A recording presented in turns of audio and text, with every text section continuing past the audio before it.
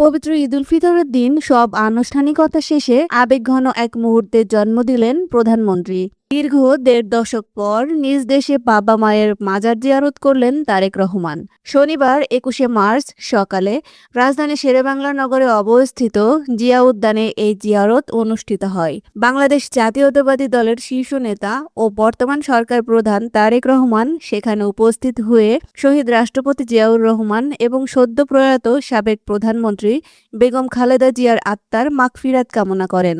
ঈদের দিন সকালে প্রথমে তিনি জাতীয় ঈদগাহে সাধারণ মানুষের কাতারে দাঁড়িয়ে নামাজ আদায় করেন।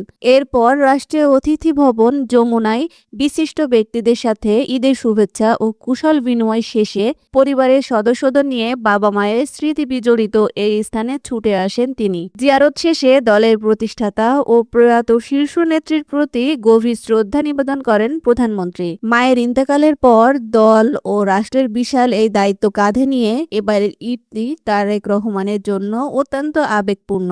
দীর্ঘ প্রবাস জীবনের পর সরকার প্রধান হিসেবে তার এই জিয়ারত রাজনৈতিক অঙ্গনেও একটি বড় আবেগ ও সম্মানের বার্তা বহন করছে। এ সময় প্রধানমন্ত্রীর সাথে দলের অন্যান্য জ্যেষ্ঠ নেতা ও বিপুল সংখ্যক কর্মী সমর্থক সেখানে উপস্থিত ছিলেন।